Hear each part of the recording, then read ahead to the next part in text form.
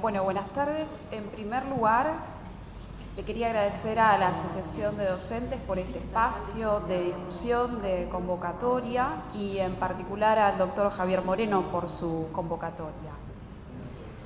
El tema que vamos a tratar de conversar un poco tiene que ver con la aplicación de la responsabilidad, el análisis un poco de la responsabilidad del Estado con un determinado instituto en particular, que tiene que ver con la prisión preventiva. ¿Por qué? En estos tiempos en donde la prisión preventiva está un poco en boga frente a determinadas circunstancias o frente a determinadas posibles comisión de delitos, me parece que es importante discutir un poco acerca del instituto en sí, conocer un poco más del instituto y replantear la idea de la aplicación de la prisión preventiva, pero con la consideración justamente de que lo vamos a ver desde un aspecto del derecho administrativo. ¿Y por qué? Como señala el doctor Balbín cuando habla de las notas características del derecho administrativo, dice, bueno, el derecho administrativo también tiene como especialidad esto de que es dinámico. El hecho de que sea dinámico lo que permite es un replanteo, es una nueva discusión acerca de algunas instituciones que a veces se dan como ya determinadas o establecidas y que frente al avance de ciertos derechos y de la extensión de determinadas garantías nos obliga a replantear otra vez esto. En este marco, entonces, lo que pretendo con esta breve reflexión es partir el análisis en tres ejes centrales. El primero, con relación a la prisión preventiva, el concepto de la prisión preventiva, ir un poco con su configuración de la prisión preventiva. El segundo, con lo que resolvió la Corte, lo que sostiene nuestra Corte Suprema de Justicia con relación a la prisión preventiva, la reparación por la prisión preventiva, pasando también por la decisión de los tribunales internacionales, a ver cuáles son los estándares que se regulan con relación a la prisión preventiva y, para finalizar, a ver cómo queda planteado un poco la situación actual con nuestra regulación. Específicamente lo vamos a analizar desde qué perspectiva. En el caso de aquellas personas que son privadas de su libertad mientras se encuentra en trámite su proceso, un proceso para determinar la responsabilidad por estos delitos, una vez en el caso de que sean absueltos, estos particulares pueden iniciar una acción de daños y perjuicios a los fines de reclamar una reparación pecuniaria contra el Estado por los perjuicios que le ocasionó esta restricción a su libertad ambulatoria. La prisión preventiva es una medida que está habilitada por la letra de la ley, que en los términos de la Corte Interamericana, y acá me permito leerlo, la Corte define a la prisión preventiva como una medida cautelar que no es punitiva y que limita a los estados a dictarla en aquellos casos en los que sea estrictamente necesario para asegurar que no se entorpezca la investigación y frente a la posibilidad de peligro de fuga de este procesado. Nuestro máximo tribunal, en un caso reciente, en el caso Sala Milagro, que analizó la viabilidad de esta medida, recordó la previsión del artículo 18 que dice que nadie puede ser arrestado sino en virtud de una orden que se expida por autoridad competente. Y recuerda en el mismo sentido las previsiones del 7.3 de la Convención Americana y del artículo 9 del Pacto Internacional de los Derechos Civiles y Políticos, que expresamente prevén que nadie puede ser encarcelado de manera arbitraria y que es sobre esa base que debe analizarse la legitimidad de la prisión preventiva, no es de otra. ¿Dónde está regulada la prisión preventiva? Está regulada en el Código Procesal Penal, en los capítulos 6 y 7, que está regulado, también esto está reglamentado por la Ley 24.390, que después se modificó por la 25.430 y prevé que la prisión preventiva se puede aplicar en dos supuestos. En el primer caso, y acá también tengo que leer, es una norma, al delito imputado que corresponda pena privativa de la libertad y el juez entienda que no procederá a condena de ejecución condicional.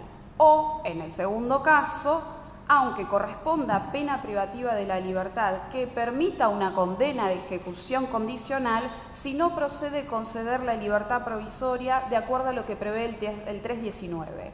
¿Qué regula el 319? El 319, en lo que a nosotros nos interesa, prevé que se puede denegar el pedido de excarcelación cuando de la valoración de las características del hecho, de las circunstancias particulares del procesado, cuando exista una posibilidad real de reincidencia o de entorpecimiento en la investigación de la comisión de ese delito o peligro de fuga, en ese caso entonces corresponde determinar la prisión preventiva, corresponde aplicar la medida. Con respecto a su duración, el reglamento, lo que prevé, la ley que lo regula, prevé una extensión de 2 años como máximo, sin perjuicio de lo cual se puede, frente a la complejidad del caso, extender por 1 año más. Esto se encuentra regulado en el nuevo Código Procesal Penal, pero a la fecha todavía este código no se ha aplicado. En resumen, la medida preventiva como medida cautelar se puede disponer en los casos habilitados por la norma, que establece cuándo, cómo, cuánto tiempo y en qué circunstancias específicas. ¿Qué dijo la Corte? La Corte en estas acciones específicamente, que son las referidas a la de, repito, los particulares que reclaman una indemnización una vez que son absueltos porque no se consideró, no se determinó su culpabilidad en un delito, la Corte, se puede resumir la jurisprudencia de la Corte sobre 2 ideas esenciales, ¿sí? La mayoría, sobre 2 puntos importantes. El primero es que la mera absolución de este procesamiento no le da un título automático al particular a obtener una reparación pecuniaria, la regla. El segundo dice que puede y que va a prosperar este reclamo cuando se demuestre que esta medida cautelar fue dictada de manera ilegítima y arbitraria. Es decir, que si el particular logra demostrar que esta disposición fue arbitraria, la Corte habilitaría, prosperaría la acción con relación a su reclamo. Jurisprudencia que es receptada por los tribunales inferiores, en sentido similar. Hay algunas disidencias, en algunos precedentes de la Corte, algunas disidencias donde se permitieron definir un poco más la cuestión relativa a la reparación en estos casos, y lo que plantearon es que no se tiene que pasar por alto cuando se analiza la reparación de la prisión preventiva que se encuentra en una pugna 2 derechos. Por un lado, el ius puniendi del Estado, con el derecho a la seguridad, y por el otro lado, el derecho a la presunción de inocencia, el derecho a la libertad ambulatoria. ¿Qué dicen los tribunales internacionales? En primer término, la Corte Interamericana de Derechos Humanos, a la fecha, con relación a la reparación específica en estos casos, todavía no se expidió. Lo que sí, la Corte se ha pronunciado en más de una decisión con relación a los recaudos que hay que tener al momento de determinar la prisión preventiva. Y en el mismo sentido, la Comisión Interamericana de Derechos Humanos. Uno de los informes de la Comisión Interamericana de Derechos Humanos, el 297, que fue justamente un informe en el cual la Comisión analizó una situación de la República Argentina en donde hizo una descripción de lo que sucedía en 23 casos de personas que estaban privadas de su libertad, analizó estas situaciones en donde, por ejemplo, había personas que estaban detenidas, ya sea desde 1 año a 4 meses, hasta personas que llevaban más de 6 años y 9 meses privadas de su libertad sin que se hubiera todavía hasta ese momento resuelto la circunstancia.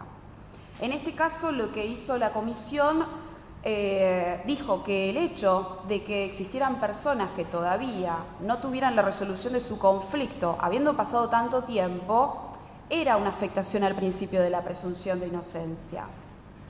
Y recomendó, para aquellos casos en los cuales todavía estaban privados de su libertad sin resolución del conflicto, que los pusieran en libertad, y obligó al Estado a que adoptara medidas para ver de qué manera podríamos acelerar estos procesos para limitar la aplicación de la prisión preventiva.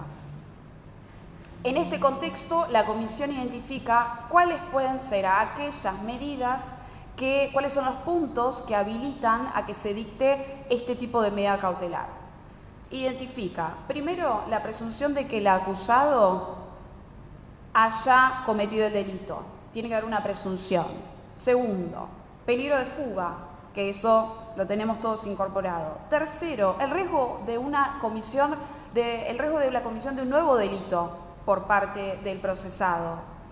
La necesidad de investigar y posibilidad de colusión.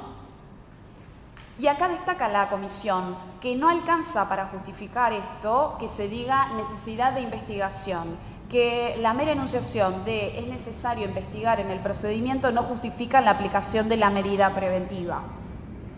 Y por último, trae como elemento, como justificación, lo que se denomina o lo que ellos llaman la preservación del interés público. Y acá hay que hacer una distinción. ¿Por qué?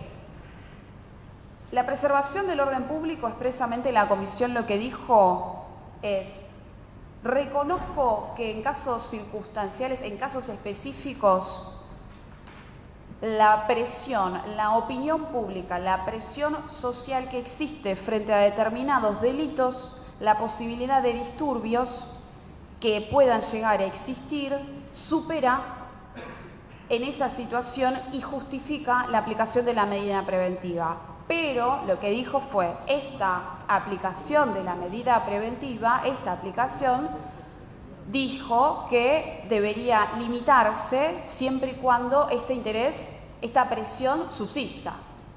¿Sí? ¿Qué pasó con relación a, por ejemplo, el Tribunal Europeo de Derechos Humanos? El Tribunal Europeo de Derechos Humanos, en un caso que se llama Blieland, Bodi y Marcelo Lani, de febrero del 2016, el Tribunal Europeo versus España, en este caso el Tribunal Europeo resolvió las dos contiendas en la misma demanda por una cuestión de conexidad y son casos de dos personas que estuvieron detenidas por unos meses en España y que luego fueron absueltos. Plantean una acción de daños y perjuicios en este sentido y el Estado español les dice que no prospera la indemnización en este caso porque su absolución había sido dispuesta en virtud del principio indubio pro reo. Indubio pro reo, principio que recordemos que es el principio a través del cual en caso de duda siempre tiene que estarse la interpretación a favor del reo. Entonces el Estado español resuelve y dice, en este caso no prospera la indemnización. Cuando llega al tribunal, el tribunal lo que sostiene con relación a la interpretación de la indemnización, el tribunal dice, bueno, en realidad lo que es relevante a los efectos del caso es la absolución. No importa por qué te absolvieron. Y una declaración de inocencia que se presuma culpable, o sea, una declaración aparente, en realidad no es una declaración de inocencia y afecta el principio de presunción de inocencia. Hace lugar entonces al reclamo de los particulares desde este sentido. ¿Qué dice?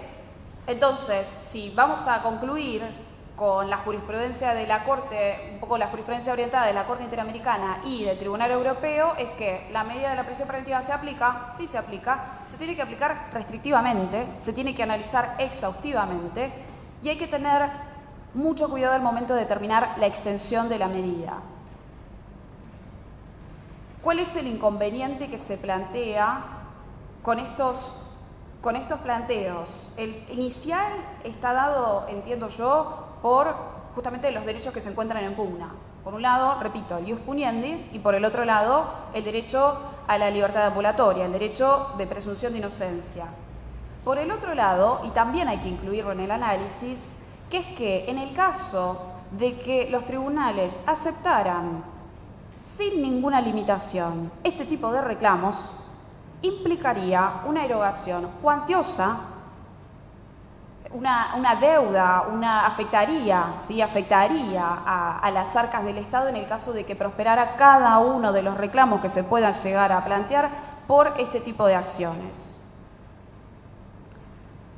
Pero acá lo que hay que analizar es cómo se van a resolver estas cuestiones, teniendo en cuenta lo que ya se habló en las jornadas del día de hoy, referente al control de convencionalidad. No es mi intención volver sobre este tema que ya ha quedado claramente expuesto por nuestro colega. Lo que sí solamente me parece oportuno acá recordar es que cuando se habla del control de convencionalidad, lo que se está determinando es la obligación de la Corte a controlar, a desechar normas internas que estén en colisión con las normas del pacto. Lo que nos lleva entonces a avanzar un poco en el análisis es que el devenir de la conclusión del Poder Judicial cuando estas causas se plantean, se tendrían que analizar cuanto menos considerando estos estándares que van aumentando y que se están extendiendo.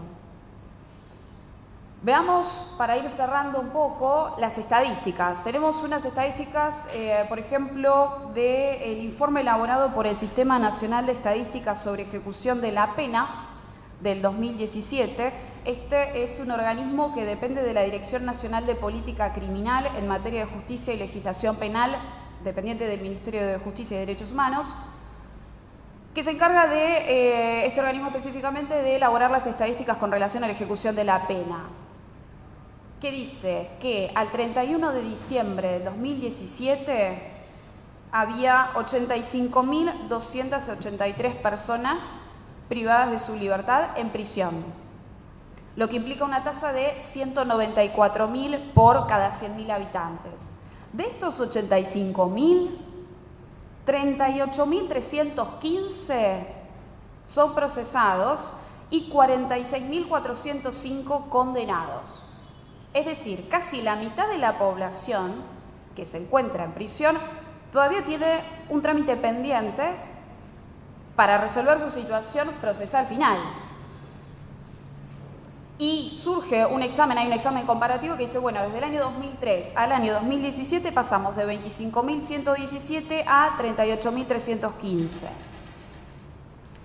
¿De qué podemos inferir? ¿Qué podemos inferir de esto? Dos cuestiones cuanto menos esenciales. Una, que es relevante la cantidad de las personas a las que se les aplica la prisión preventiva en comparación con esto que estamos viendo de los estándares de la Corte con relación a una aplicación restrictiva.